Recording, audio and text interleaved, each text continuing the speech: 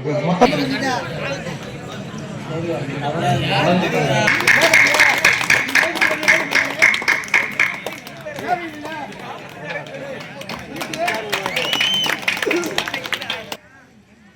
அரசின் டாக்டர் ராதாகிருஷ்ணன் விருது பெற்ற எமக்கு கௌரவித்த கிராமத்தின் சார்பாகவும் எனது சார்பாகவும் நன்றியை தெரிவித்துக் கொள்கிறேன்.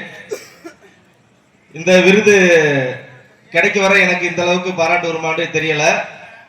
அந்த விருது கிடைச்ச பிறகு பள்ளியின் சார்பாக பாராட்டு விழா, சங்கத்தின் சார்பாக பாராட்டு விழா, அடுத்ததாக தஞ்சாவூர் மாவட்ட எஸ்பி, தஞ்சாவூர் பாராளுமன்ற உறுப்பினர் முரசொலி எல்லாரும் சேர்ந்து மிகப்பெரிய பாராட்டு விழா நடத்தினாங்க.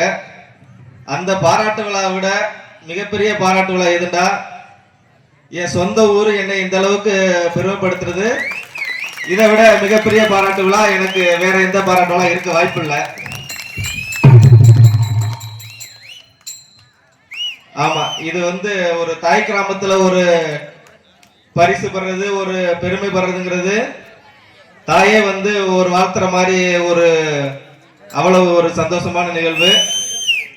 இந்த நிகழ்வை நடத்திய நமது கிராமத்தின் நிர்வாகிகளுக்கும், தலைவர், பொருளாளர், ஏனைய நிர்வாக உறுப்பினர் அனைவருக்கும் நன்றி கூறிக்கொள்வதோடு, இந்த விருது பெற்றவுடனே எங்க அப்பா போன் பேசுறாரு என்கிட்ட, ஏடா நீ ஏதோ விருது வாங்கியிருக்காமடா, ஏடா ராதாகிருஷ்ண விருது அப்படின்னா என்னடா அப்படின்னு பேசுறாரு. ஆமாப்பான்னு சொல்றேன்.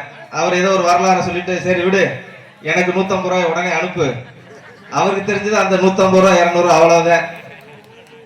ஏன் இதை சொல்றேன்டா, ஒரு மையம் இந்த அளவுக்கு வந்திருக்காங்கிற கூட அதை அவர் உணரவும் முடியல, அந்த பெருமையை அனுபவிக்க முடியல. காரணம் அவரோட கொடி. அவருதான் அப்படி இருந்தாருன்னா நம்மளும் அப்படி இருக்கக்கூடாதுக்காக அவரோட ஒவ்வொரு விஷயத்தையும் நம்ம பார்த்து அனுபவிச்சதுனால நம்மளும் இப்படி இருக்கக்கூடாதுன்ட்டு ஒரு திருந்தி படிச்சு ஒரு நிலைக்கு போய் ஒரு மாநில அரசு கொடுக்கிற ஒரு டாக்டர் ராதாகிருஷ்ணன் விருது வாங்குற அளவுக்கு நம்ம ஒரு நிலைக்கு வந்திருக்கோம். அது மாதிரி இன்று நம்ம இளைஞர்கள் நிறைய பேர் என்ன செய்யணும்டா, அப்பந்தான் குடிக்கிறான்ட்டு நம்மள குடிக்க கூடாது. ஆனா நிகழ்வுல நடைமுறையில என்ன இருக்குன்னு பார்த்தா, அப்பம் குடிக்கிற விட டபுள் மடங்கு குடிக்கிற மாதிரி நம்ம பசங்களை நான் பார்க்கும்போது ரொம்ப வேதனையா இருக்கு. அந்த நிலை நிச்சயம் மாறணும். இப்ப இருக்கிற நம்ம இளைஞர் சங்க ஒரு கட்டமைப்பா ஓரளவு இருக்காங்க. நான் பணிபுரிகிற வானராங்குடி கிராமத்திலேயே அங்குள்ள படிச்ச இளைஞர்களுக்காக இலவசமா பயிற்சி கொடுத்தேன். இப்ப நம்ம ஊர்லயே நம்ம இளைஞர் சங்க ஒரு கட்டமைப்பா இருக்காங்க.